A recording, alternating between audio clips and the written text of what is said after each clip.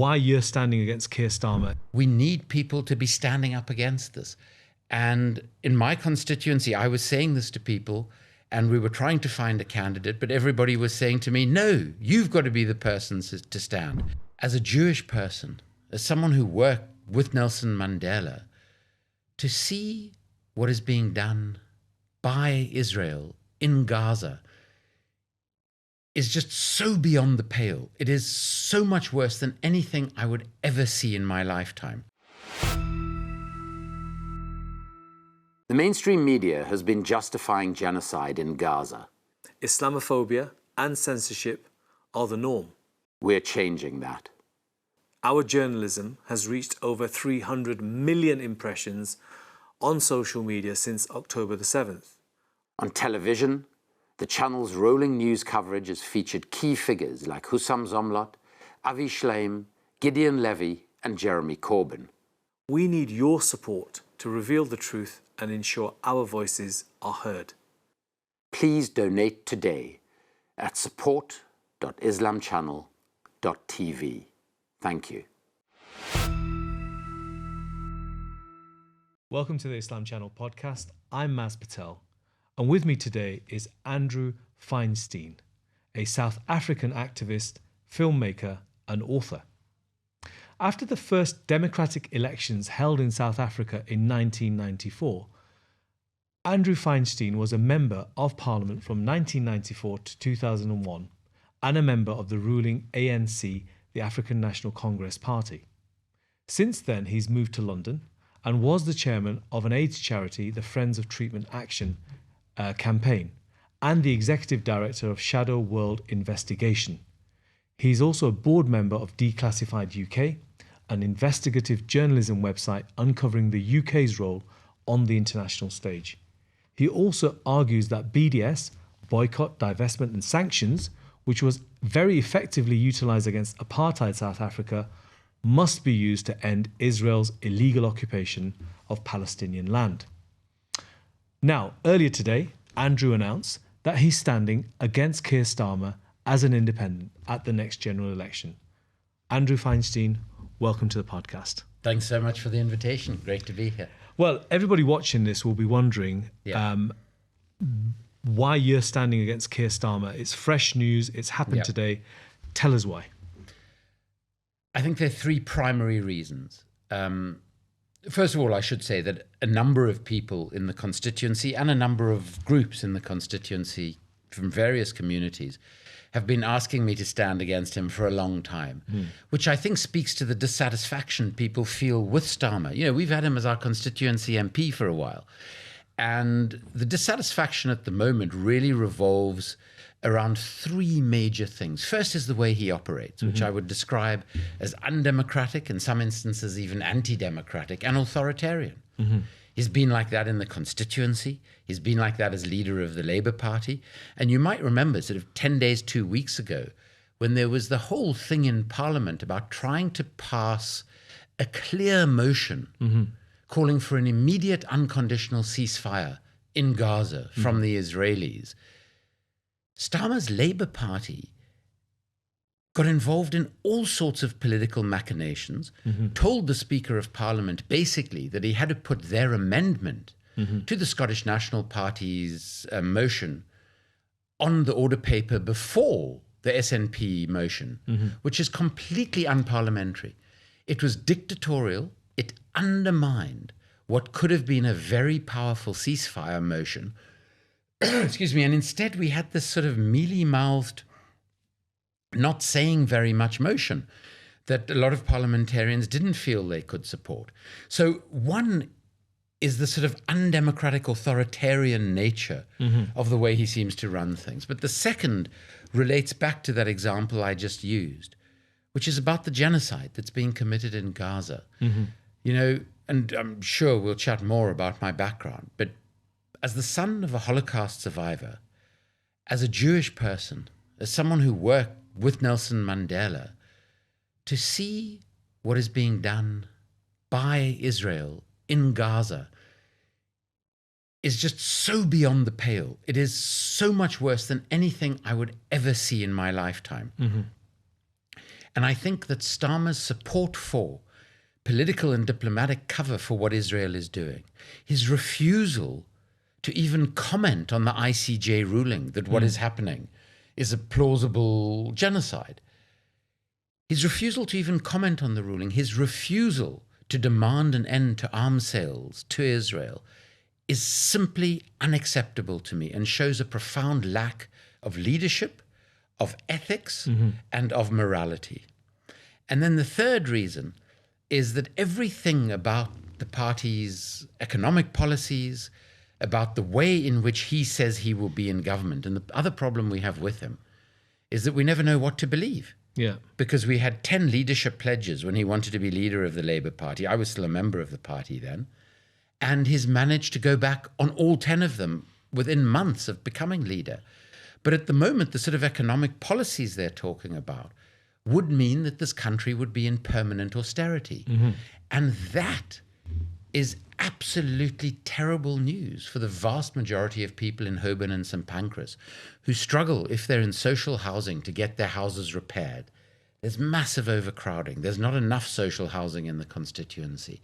We have food banks in the constituency who are having to feed local people in what is actually a fairly well-to-do constituency.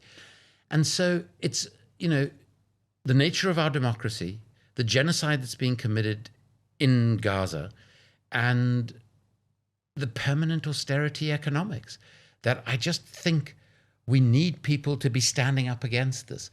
And in my constituency, I was saying this to people, and we were trying to find a candidate, but everybody was saying to me, no, you've got to be the person to stand.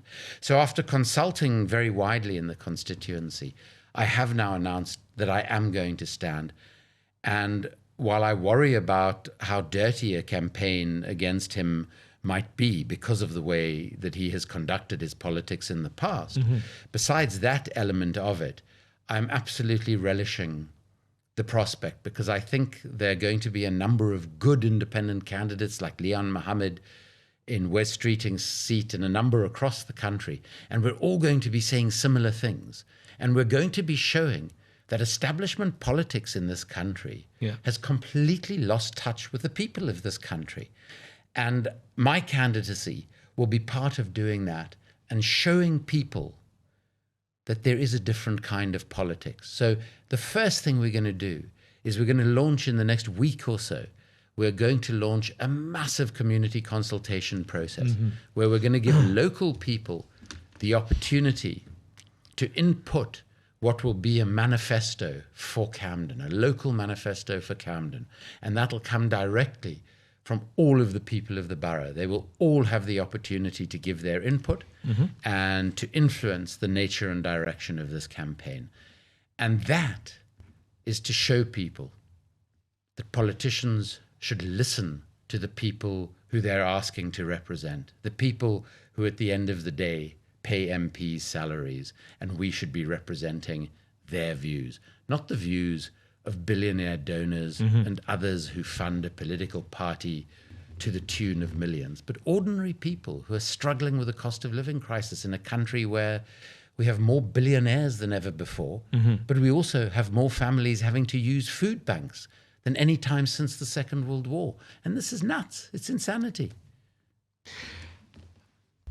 You talk about a very compelling case that you put in terms of offering an alternative. You are very lucid in your arguments in terms of why you feel there should be an alternative to what we've seen, particularly, obviously, the positioning of the major political parties over Gaza. Lots of people, obviously, have been demonstrating in this country, in fact, millions coming out onto the streets. And you say you want to have an offer for local people in Camden, for example.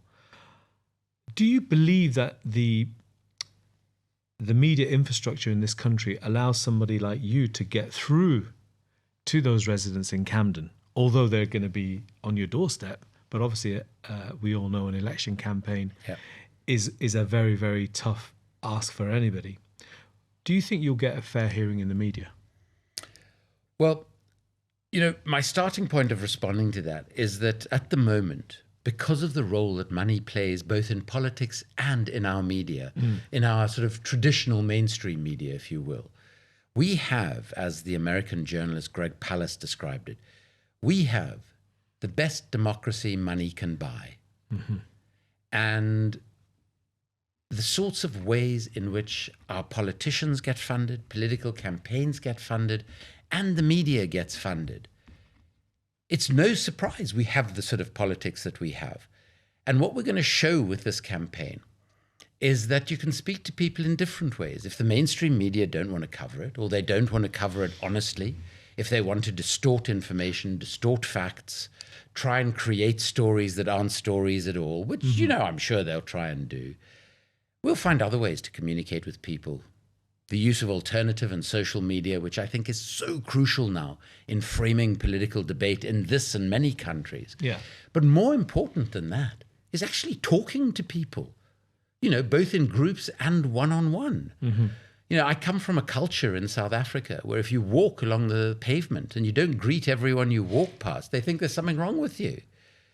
And, Not you know, like that in London. No, it was a bit of a shock for me coming here. My poor 4-year-old, he was 4 at the time, is now 25, my son, you know, would be walking along and he'd be saying hello to everyone.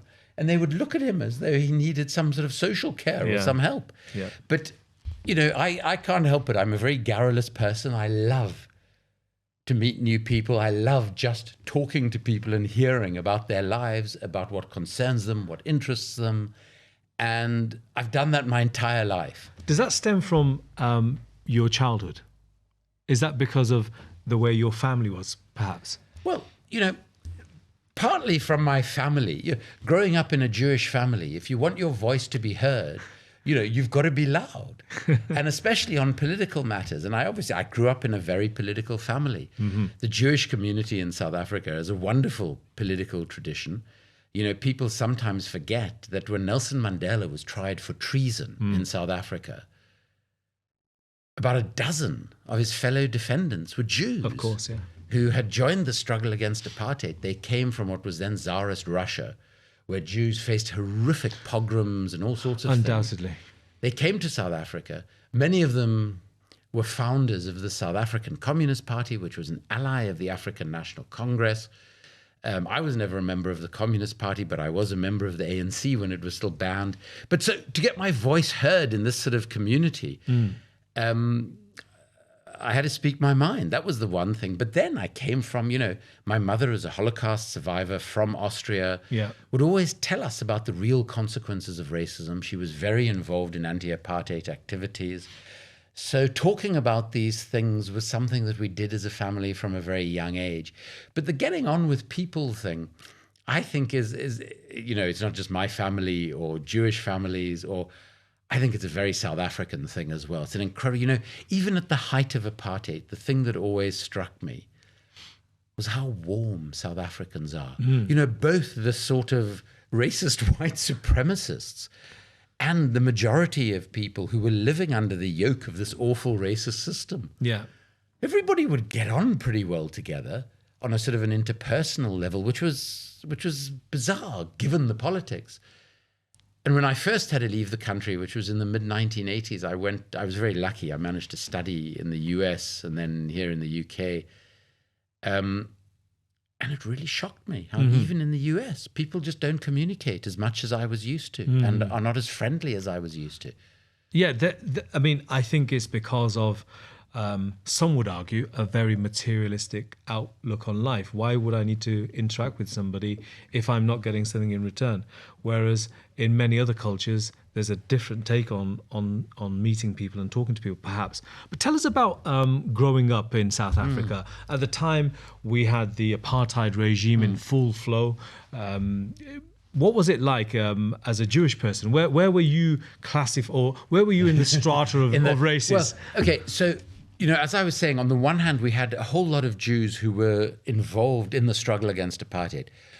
But the majority of the Jewish community and the mainstream Jewish community, so the rabbinate, the chief rabbi, the Jewish Board of Deputies, which we have in South Africa, like we have in the UK, I mean, they only criticized apartheid for the first time ever in 1985. Which is fairly late. Well, it's about 350 years after the fact. I suppose. And, almost 40 years after the very worst legal manifestation of apartheid. Because after the Second World War, South Africa was run by neo-Nazis. These are people who had been jailed during the Second World War because they were involved in Nazi-supporting militias, etc., etc. Remember that we had German Southwest Africa. Yes. That became part of South Africa. So we had a lot of people who had that sort of link to Germany and to the Nazis. So the Jewish community, many of them sort of also either supported apartheid. The guy who prosecuted Mandela and his fellow defendants was a Jew, and he called for the death penalty. So the mainstream Jewish community went with the status quo because it wasn't targeting them. Yeah. And that's something I had a problem with, and it caused me a lot of issues because I can't help myself but speak my mind. I can't speak in politics speak or diplomatically. I just say what I think. Were you an outlier, so to speak? Oh, yeah, I was an outlier even in the Jewish community. I was an outlier in the white community generally because I made clear from a very young age. My mom used to take me to townships where she used to work. She belonged to an extraordinary organization called the Black Sash. And I would see the conditions of people living in tin shanties, sometimes without those shanties because they get knocked down by the police.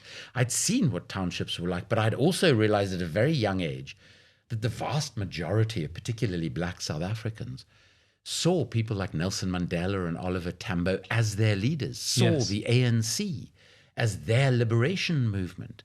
And so even during my teens, I got involved in activities in black areas, in townships and squatter settlements, and didn't realize it. But I was also being invited to meetings of the ANC underground, and got very involved in the above ground ANC structures called the United Democratic Front, many of whose leaders were jailed constantly, and there was a lot of victimization. But my activities in the mainstream white community in South Africa were seen as inappropriate. I mean, people would call me the equivalent of the American phrase an N-lover. I'd rather not use the word. Sure. We have a South African version of that. And people would call me that constantly. I got into trouble at school. I even got into trouble at university, bizarrely, because I would take other students into the townships to help communities there. And I think the reason for that was not only my mom's personal experience and what she taught us about it, but also that, my parents, my family moved 29 times in 32 years that my parents were together. Yeah. And 6 of those times we actually moved continents. So my dad once came home on a Thursday and said, on Monday, we're moving to Vienna, because my grandparents were in Vienna and he couldn't face living in apartheid South Africa anymore. So off we'd go. 2 or 3 months later, he wouldn't have learned one word of German, and we'd head back to South Africa. But I think I was quite fortunate in that respect because I saw another society that wasn't based on racism. What was your father doing? Was he? So my dad ran a very small below the line ad agency, so did sort of promotions and stuff, and had one major client, which was Shell, the oil company. Now the irony is my first ever political campaign when I was about 15 or 16 was a boycott Shell campaign. I remember that. Yeah. Because, they provided the oil to the apartheid security forces. My thinking wasn't sophisticated enough at that point in my life to understand that the roof over my head was being provided by Shell. And those sort of contradictions of living as someone with the views that I have in what I would describe as the sort of late neoliberal capitalist age, one lives with those sorts of contradictions all the time. And as a middle-class, very comfortable person, I'm very well aware of that. But my dad also did all sorts of other things. So on one of our trips, for quite a few months, he tried to live as a professional gambler. And we could tell whether he'd had a good night in the casino or not, because if he had, we'd have a bit of money under the pillow. And if he'd had a bad night, he'd be in a terrible mood the whole of the next day. He made films. So he did all sorts of things. So he's quite an entrepreneur, I suppose. Oh, yeah, he was very eclectic in what he did. But he had, he had in the South African context what would have been described as white liberal views, whereas my mom, I think, was further to the left of that. You went to, you went to university in Cape Town. You then went to the US and also came to the UK at two very prestigious universities, Berkeley in California and King's College in Cambridge. Tell us about that. I mean, you're obviously talking about moving across the world at times with your parents, and now you're going out in your own right as perhaps, how old were you in those days? So I was sort of 20, 21 when I had to leave South Africa. And the reason I had to leave was because I was not prepared to serve in the apartheid military. And I simply did not. Was that, were you had 2 years Yeah. of compulsory military conscription as a white male South African. Right. And I had been working in a squatter settlement called Crossroads, just outside Cape Town. And in 1986, the military and the police burned down 70,000 shacks. Wow. Destroying the very few possessions that those families had. Over 100 people were actually burned to death. And I, at the time, ran a welfare agency at the University of Cape Town. And I took 20 students in to help those families. We were there illegally. People were shooting all over the place. It was total chaos. Okay.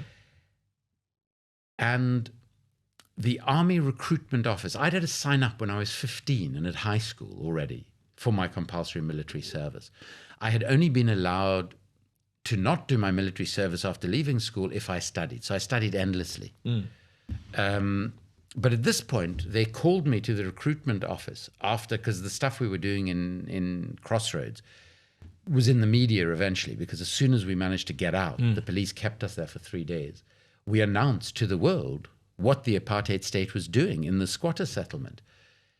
And at that point, they called me and they said to me, "You're going into the infantry. And the first thing that's going to happen to you after 3 months of basic training is we're going to send you back to Crossroads in uniform." Oh, wow. So they wanted to send me back to the community where I'd worked as an activist. Now they wanted to send me as a soldier defending the apartheid state. And there was no way I was going to do that. So I basically, my out was I left 2 days before I was supposed to report for military service. Yeah. And was very fortunate to be able to go to Berkeley first and then to Cambridge. I do remember the night before I left, I had a 50cc motorbike, which might as well be an elastic band for all the power that gives it.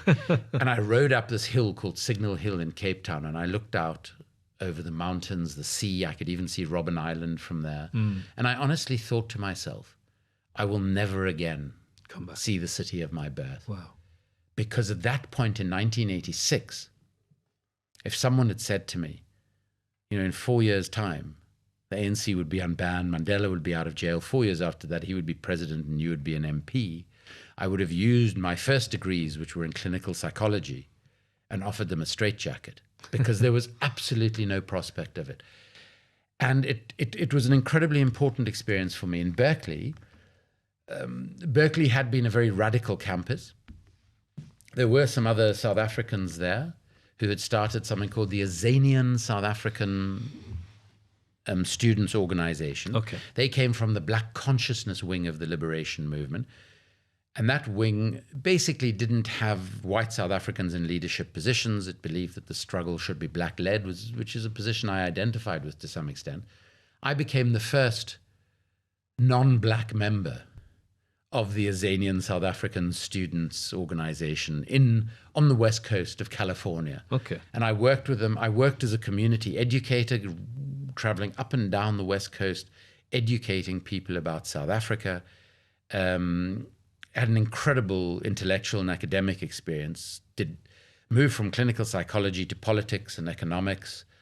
And then was fortunate enough to come and do an MPhil in Cambridge. Yes. At King's College, Cambridge, which certainly was then a more sort of left-wing college in Cambridge.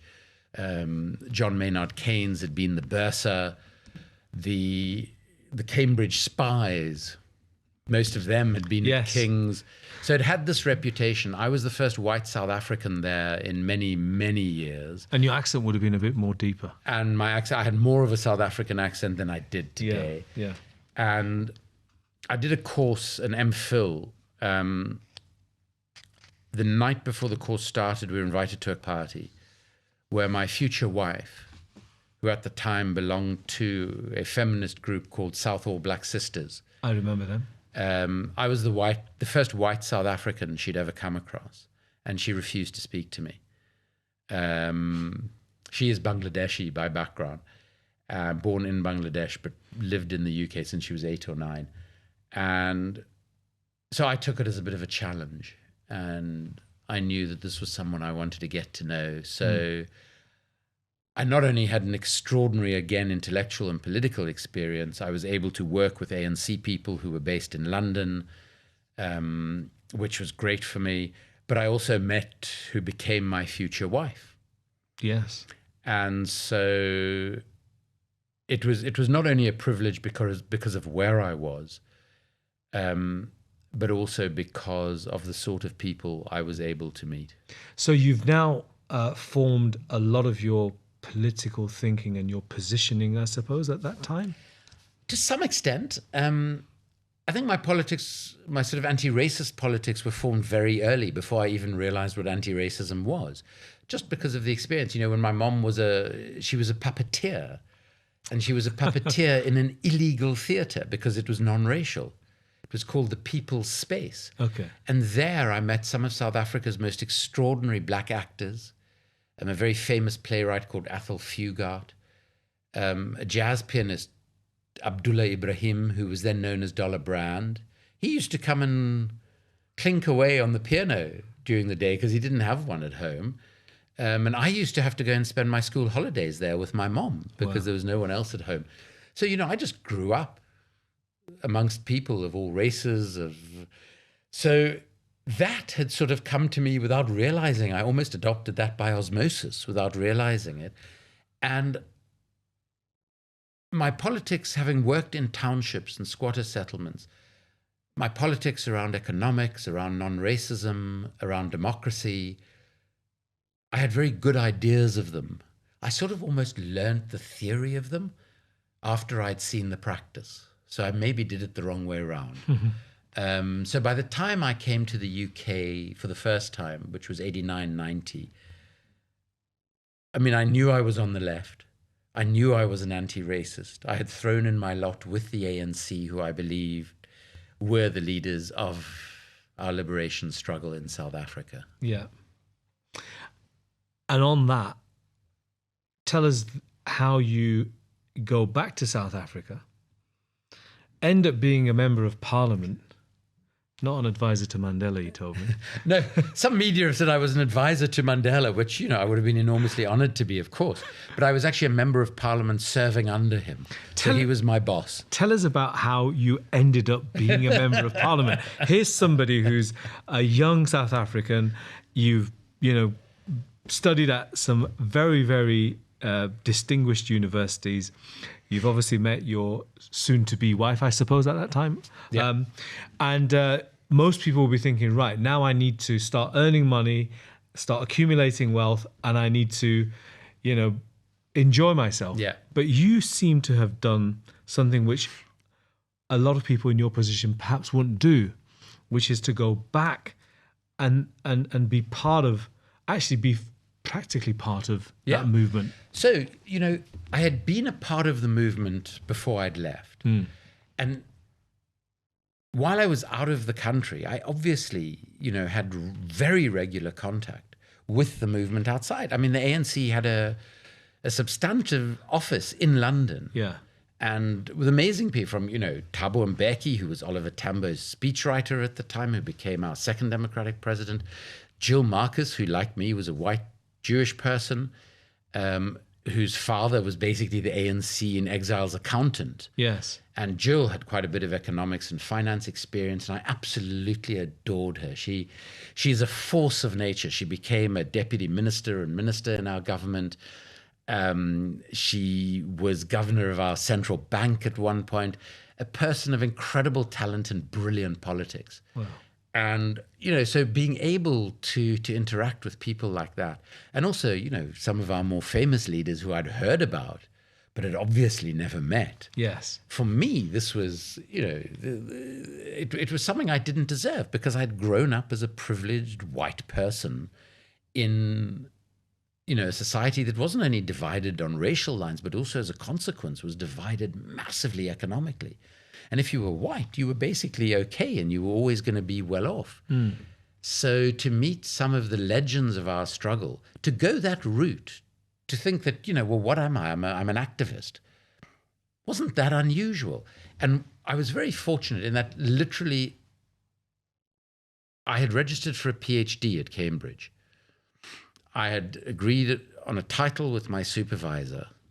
And then Mandela gets released from prison. Yes. And then all I wanted to do was go back, because I could then go back because, my only crime had been my involvement with an organization that had been banned and illegal, but was now unbanned and legal.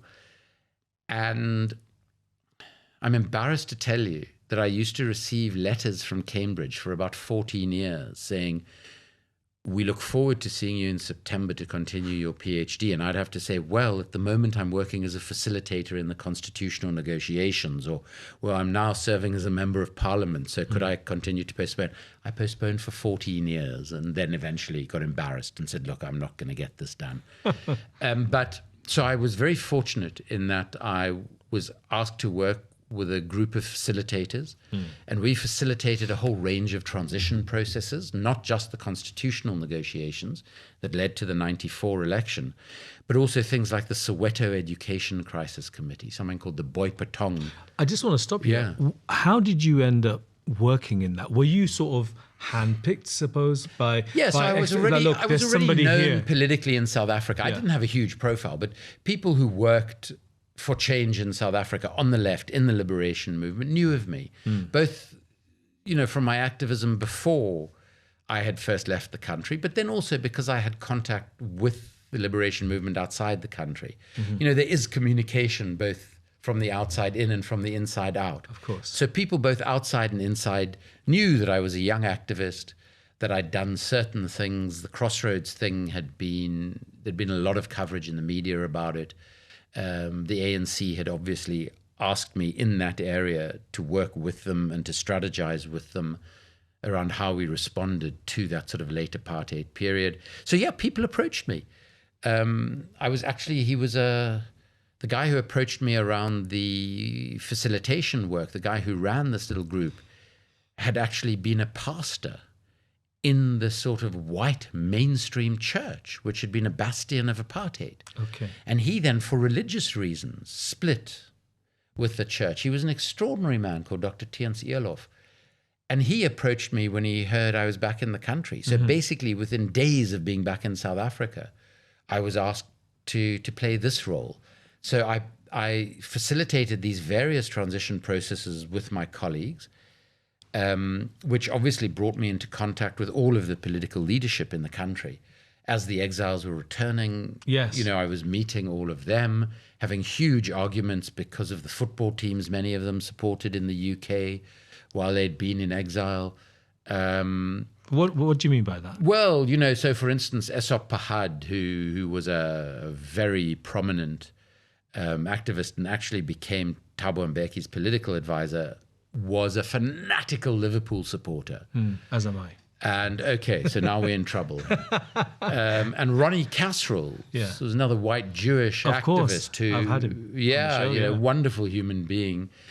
Fortunately for me, he was an Arsenal fan, because the reality is by this time I had married into an Arsenal family. Okay.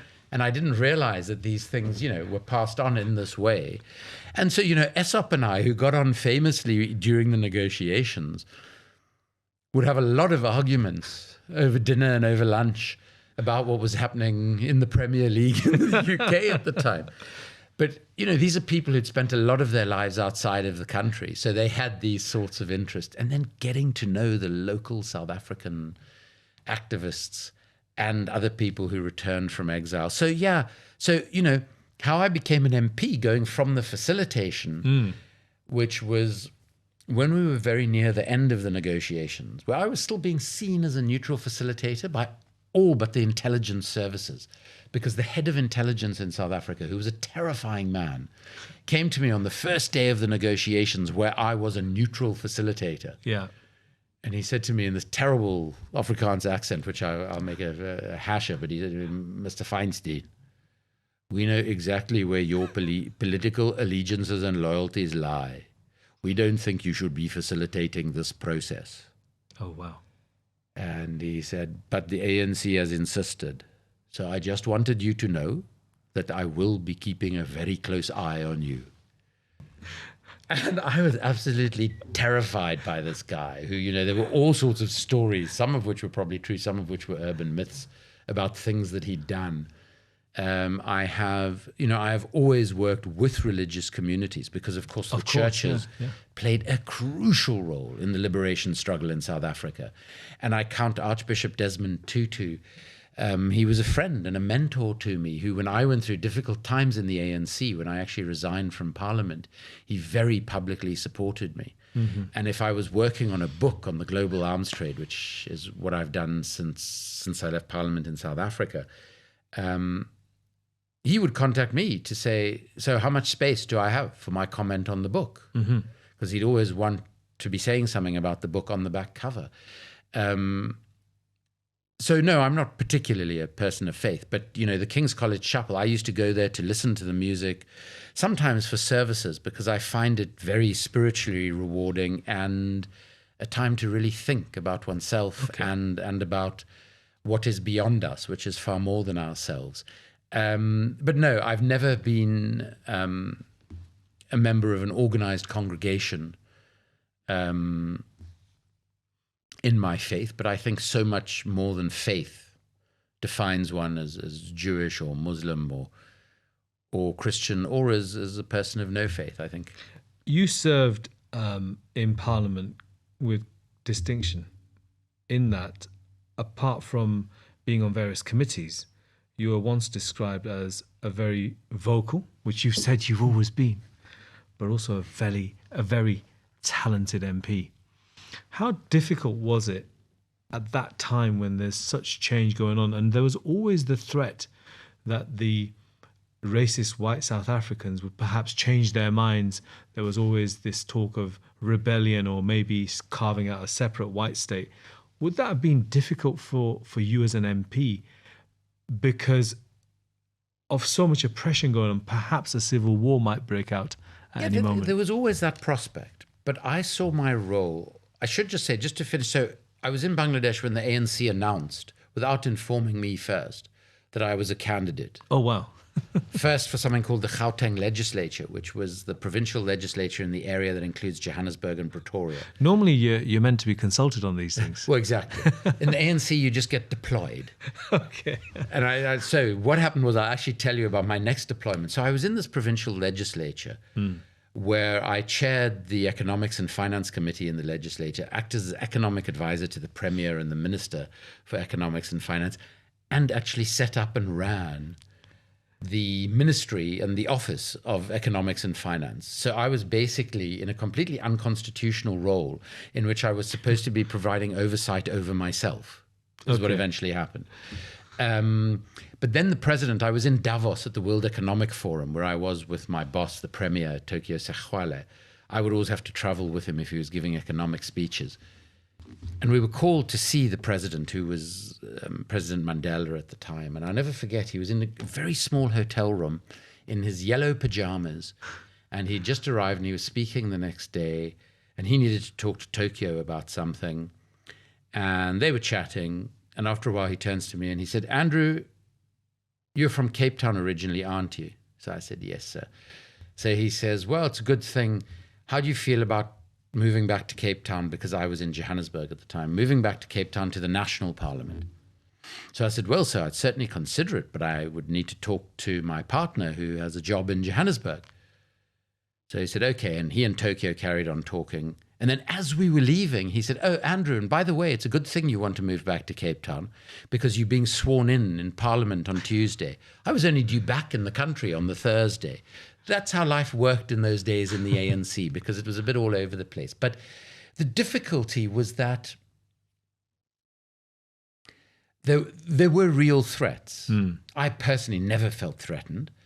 I was probably too naive to feel threatened. But, the reality is, in Johannesburg, there was a bomb planted in the car park of the ANC offices. And I arrived at the car park about 2 hours after the bomb, and a colleague, a comrade of mine, a woman who was also a candidate for the legislature, was killed in the bombing. So there were these isolated incidents. And, you know, I was allocated an area to work in, and it was predominantly Afrikaans speaking, who had been more the sort of the backbone of the apartheid movement, of the apartheid government. And, you know, we'd knock on doors and things, and people would be very aggressive. And, Yes. and I would be called the N lover and various other things because I was now officially a part of the ANC.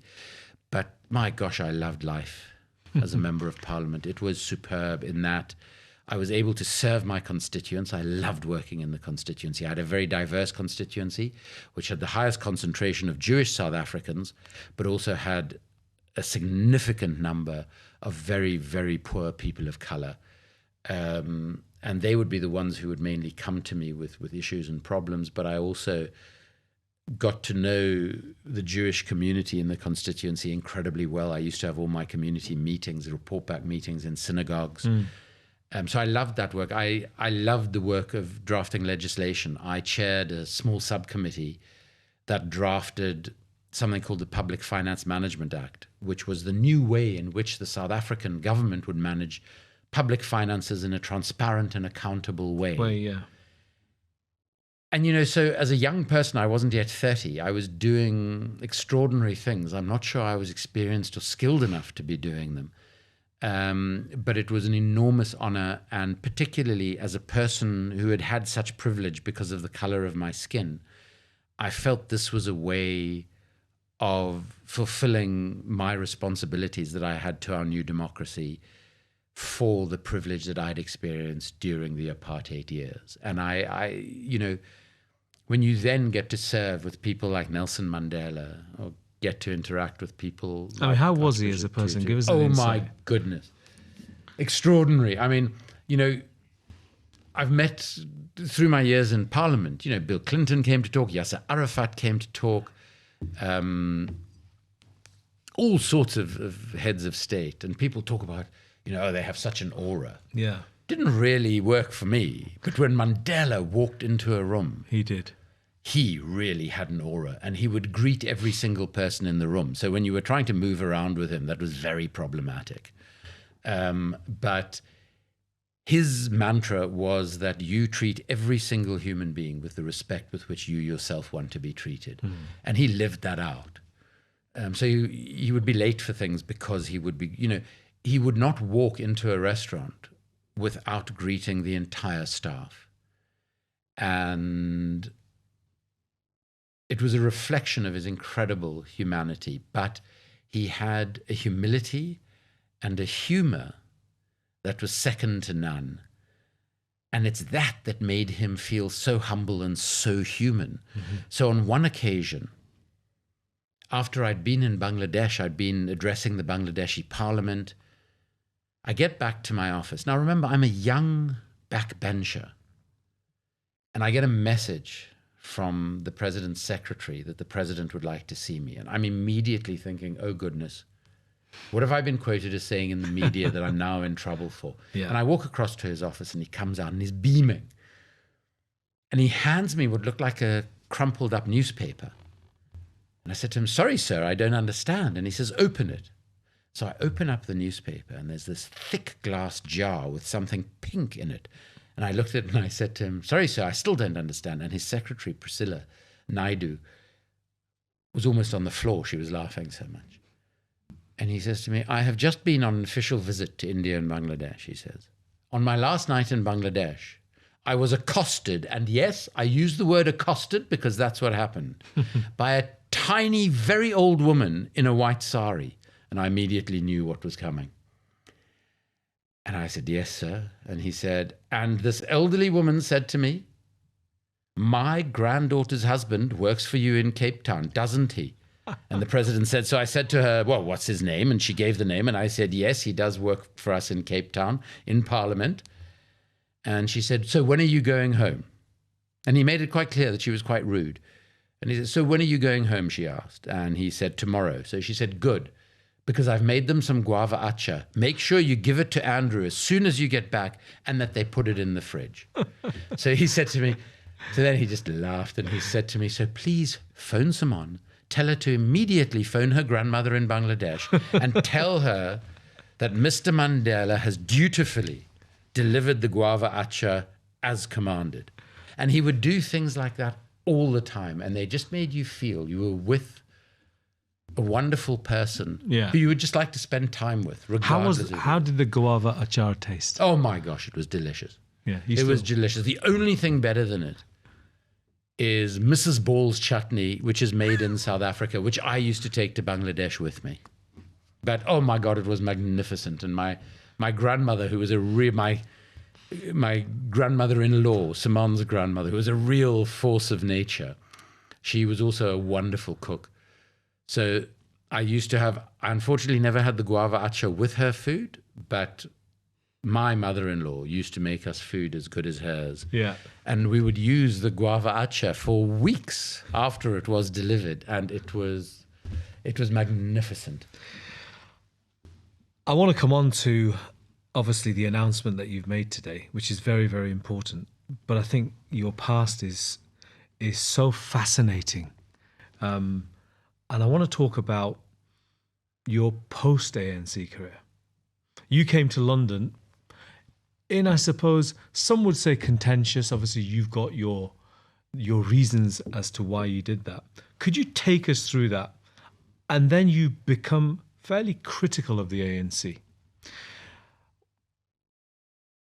What happened in that period from 2001 to, I suppose, where you made these statements? Yeah.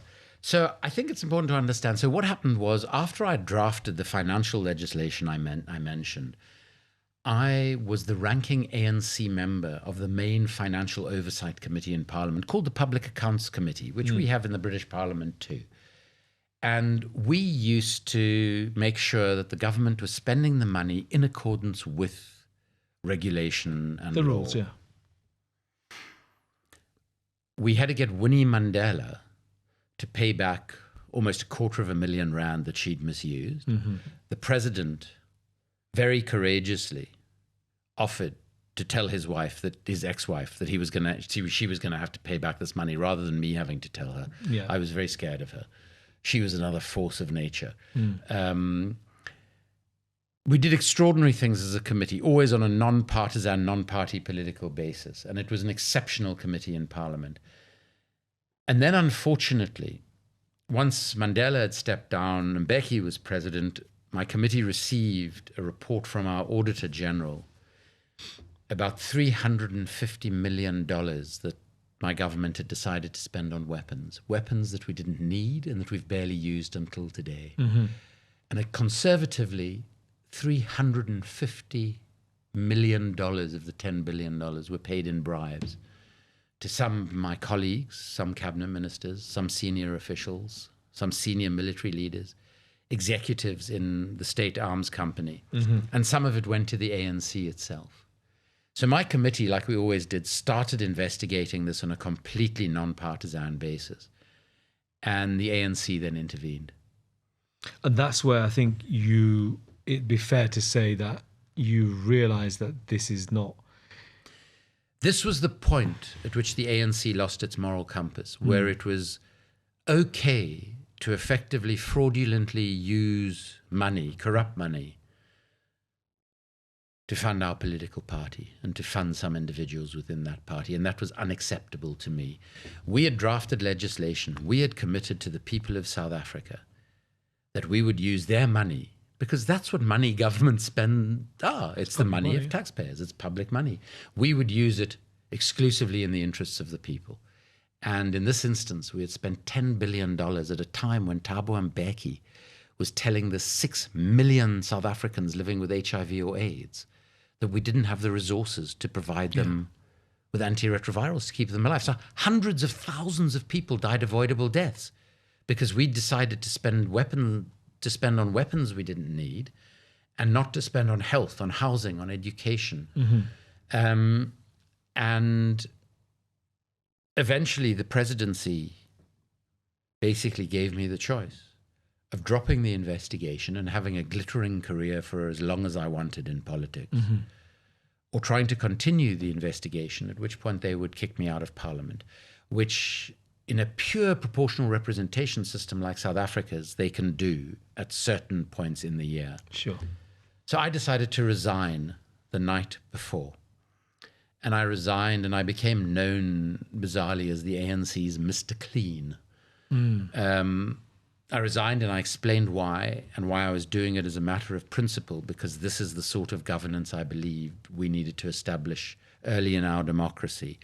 And some people in the ANC were very angry at me for that. There were also quite a few people in the ANC who were quite supportive privately, and some of them even at risk to themselves publicly.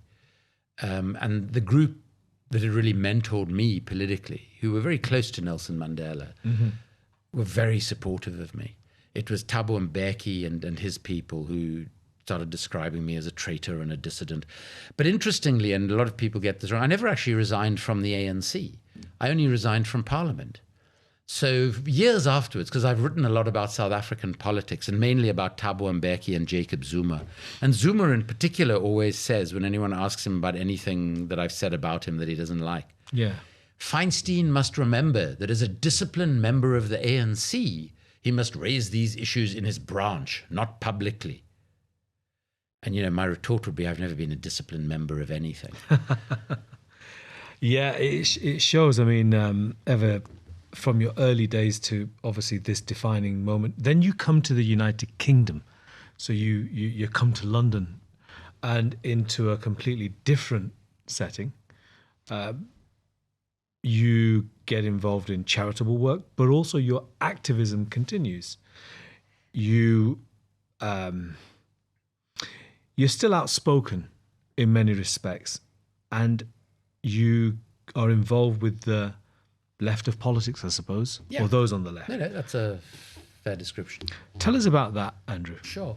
So, I mean, I think it's important to understand that I came here, initially we thought for 2 or 3 years. We had just had our first child in South Africa. He was 3.5, 4. I'd had to be placed at one point under protective surveillance because supposedly people, including my own chief whip, had taken out contracts on my life. I don't know whether that was ever true or not. Our house was bugged, our car was bugged, my office was bugged. So it was quite a tough time personally. So we decided we'd come here for a few years because I knew I wanted to write a book about South Africa and about this arms deal. Yes. And I needed to know more about the global arms business because initially I thought that what had happened to us in South Africa, we were just naive and ignorant because we were all activists. None of us expected to land up in Parliament or running government departments. And I thought maybe we'd just been duped. And then I realized that this is what happens everywhere in the world with the global arms trade. Yeah. That the global arms trade actually accounts for 40% of all corruption in all world trade. So I wrote a book called After the Party about that. And the idea was that we would sort of think about going back to South Africa after that. Simon has a lot of family in London, so it was an obvious place to be for a while. And within months of that first book coming out, which became a bestseller in South Africa, much to my and my publisher's surprise, people started approaching me. Informants, whistleblowers, sources, prosecutors, people within governments, within defense companies, within military structures, with information, because nobody writes about the global arms trade. Yes. The previous book on the global arms trade had been written in 1979. And I realized that, again, I felt a responsibility to expose more about how this corruption works and how the arms industry, through the massive political donations it makes to political parties and to individual politicians, how it is part of the problem of money in politics. Yes. But because it requires conflict to be profitable, there is an added element to it that is even more despicable, which is that people have to die for all of this money to flow between our politicians, our military leaders, and these defense companies. And so I started traveling the world with the support of some wonderful philanthropic organizations, researching and investigating the global arms trade, interviewing arms dealers, prosecutors, defense company executives, military leaders. And I produced a book called The Shadow World, Inside the Global Arms Trade, which was literally the first book on the global trade. It came out, the first edition, at the end of 2011. It's now in its 10th or 11th edition. First book since Anthony Sampson's book, The Arms Bazaar, which came out first in 1979. Yes. And so I've done a lot of anti-militarist work, a lot of work around corruption. I obviously, from my time in South Africa and work on the arms trade, some people regard me as something of a specialist in political corruption. Okay. So these are the sorts of things I've become interested in. And often during this time, I would spend huge amounts of time once the books were out. We then made an award-winning documentary film based on the Shadow World book. I've traveled the world speaking to people, and I've traveled the UK. I did 25,000 miles across the UK. Wow. Showing the film to people, having conversations with communities all over the country, talking about the arms trade and how it impacts our politics. And somebody said to me at one point while I was doing this, "Don't you miss politics?" And I said, well, there are a few aspects of being an MP that I do miss. I do enjoy the legislative side of it. I do enjoy the speaking in Parliament. I love the constituency work. But I said, I feel more engaged and involved in politics now, even than I did as an MP, because my whole life is about politics. Everything I work on, I focus on the arms trade because it so impacts our politics and the ways in which we live and die. And now nobody tells me what I can say and not say, what I can think and not think, what I can or can't write. I write what I believe and I say what I believe. And I'm in an enormously privileged position to do that. But I suppose it's why I was never a particularly good political party member.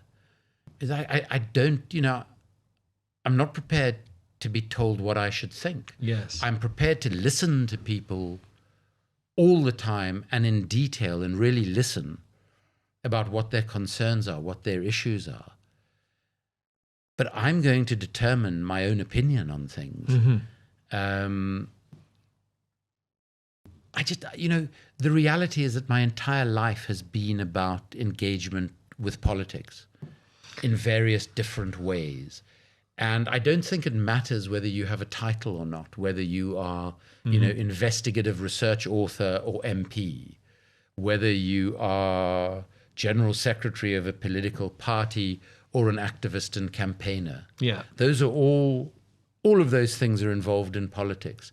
And I think we've come to understand politics as this very elite thing that goes on in Westminster by people who actually think they're going to make a lot of money out of it, and often do, if you look at people like Tony Blair and others, who's made literally over £100 million probably out of the decision to invade Iraq and his involvement with various defense companies around the world. That's not politics to me. That's what's gone wrong in politics. Real politics is about mobilizing at a grassroots level, about talking to people about the issues that you believe are of primary concern at any particular historical conjuncture, and learning from people and imparting whatever knowledge you have to people. That, for me, is real politics. And that's the sort of politics that I've done my whole life. But then you became a member of the British Labour Party in 2019, at a time when Jeremy Corbyn was the leader. Before 2019, actually, in 2015, when Jeremy was elected leader, I joined the party to be able to vote in the leadership election. Okay, right. So, you're now a member of the British Labour Party. Jeremy Corbyn becomes leader. He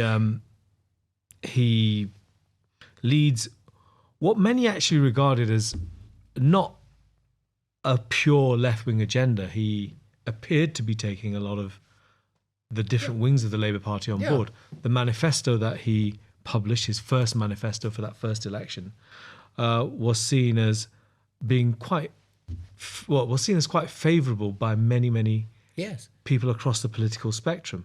In fact, a lot of the policies that were in that manifesto, bizarrely, some of them were actually perhaps adopted by even the Conservatives.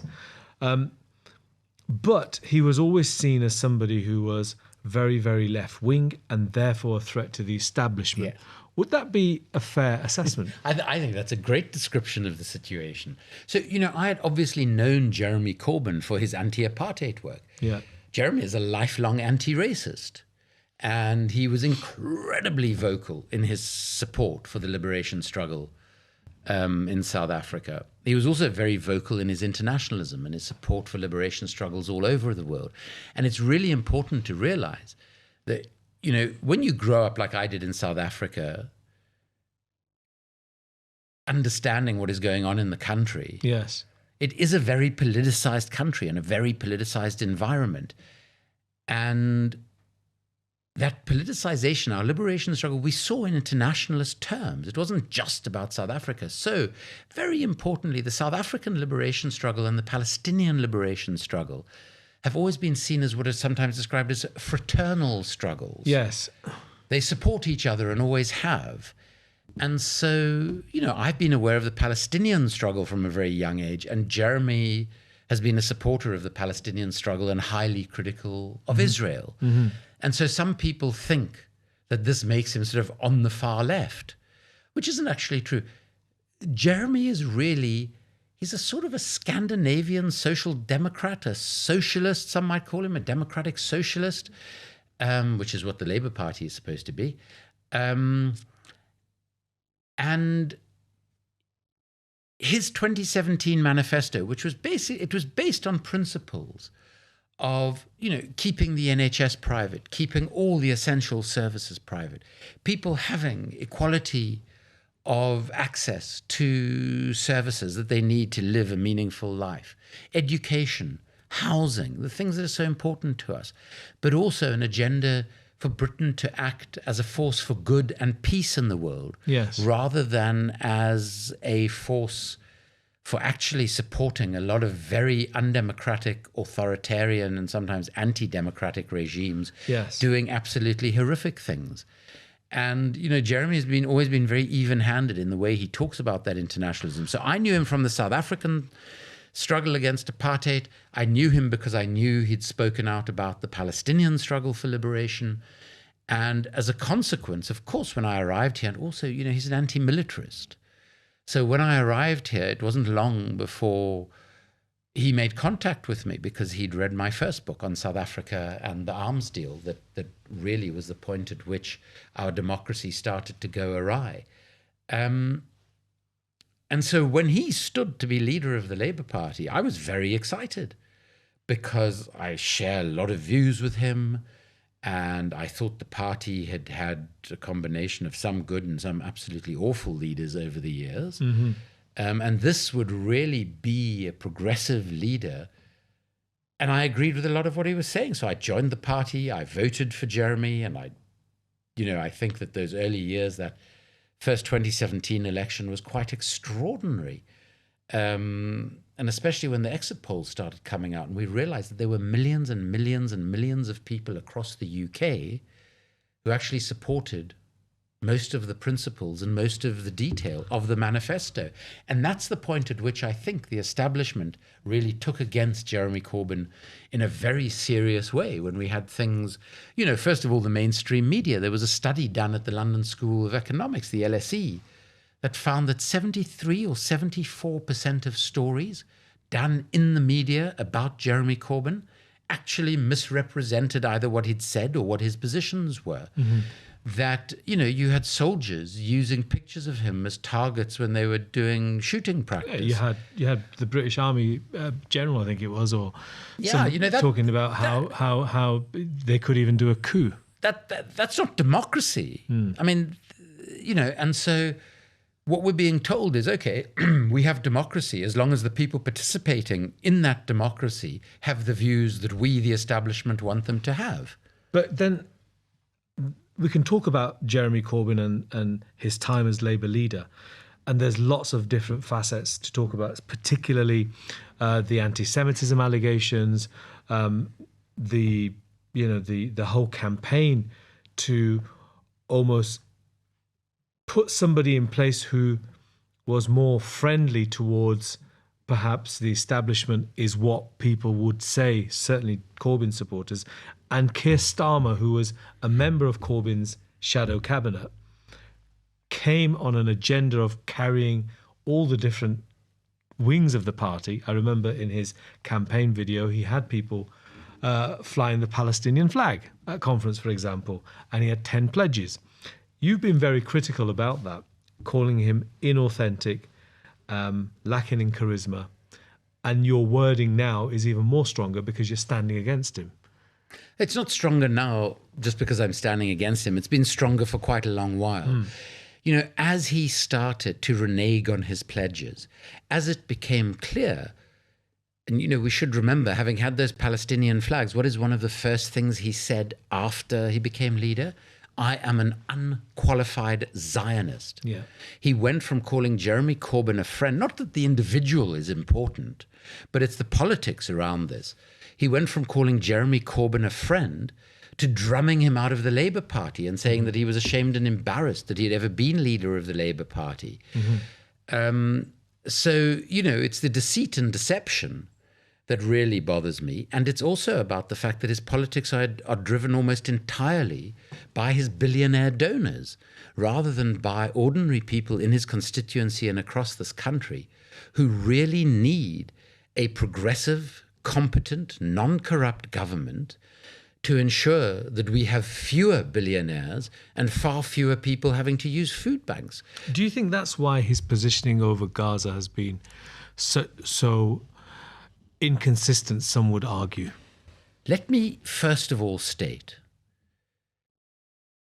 that Keir Starmer was a human rights lawyer. He has allowed the genocide of around 30,000 innocent people, over 11,000 of whom are children, to continue with British support, with British weapons. And he has provided zero opposition to the government on this. I think that makes him a former human rights lawyer who tragically has lost every shred of humanity.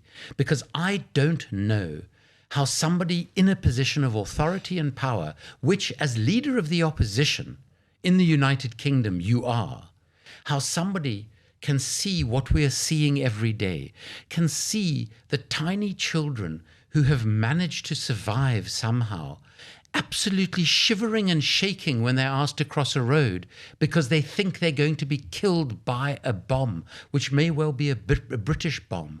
I actually don't believe in professional politicians.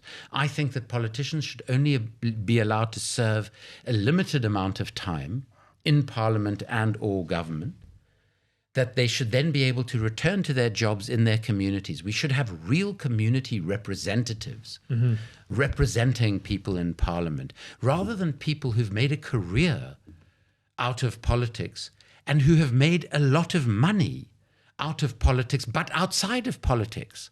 And unfortunately, people like that tend to be driven more by their donors than they are by the people who elect them. What are you hoping to achieve by standing against Keir Starmer? I'm hoping to achieve a number of things. I mean, there is a scenario in which Keir Starmer could actually lose. And I don't think that would be a bad thing at all for the constituency of Holborn and St Pancras or for the country. Because I think the politics he's shown us, the lack of humanity that he's shown us, the way he has conducted himself in the constituency as leader of the Labour Party and as leader of the opposition, where his interest is not democratic, participative politics that takes us beyond this awful morass that we are in. So, you know, I think that a government post the next election, which I hope is not a Tory government. I mean, the ideal would be if it would have to be a coalition of various progressive forces. But I don't believe it could be a government led by Keir Starmer, because I simply don't believe he has the politics or the beliefs or values to lead this country in the direction it needs to go, to lead this country in a way that will start by helping the poorest in our communities, the people who most need help, who will play a role globally to help the people who most desperately need our help, the people in Ukraine, in Yemen, in Gaza, and in the Sudan, rather than British weapons and British defense companies and British political parties who those companies contribute to, actually profiteering out of the suffering of these millions of people around the world. So what I want to offer in this campaign is an alternative to all of that, a completely different politics, where people elect someone to represent them, who goes back to those people constantly and who speaks truth to them and truth to power, and actually looks after their interests in the first instance and the interests of all of those who need our support around the world. But I also want to show, by the way in which we conduct this campaign, which, going back to, my early days in South Africa, how I was raised in a community where you speak your mind and you speak out about the injustices around you. I want to show two things: that people deserve to be listened to, first of all. And then, once you've listened to them, that people deserve to be represented honestly and with integrity and with the interests of the vast majority of people, rather than a tiny, very wealthy elite few. Andrew Feinstein, thank you so much for being on the Islam Channel podcast. I must say, I found today's podcast with Andrew to be talking to somebody who's lived through a very important chapter, not just of his own history, but of global history, of world history. Somebody who talks with such an authority and such conviction. And I think this is not the last that we're going to hear of him. We'll certainly be keeping a close eye on what happens in the campaign, and would like to invite you again for a more thorough debrief at some point, perhaps if you achieve your ambition of being the next Member of Parliament for Holborn and St Pancras. Thank you so much. Thank you very much. So that's it from me for today, and I'll see you again on the next podcast.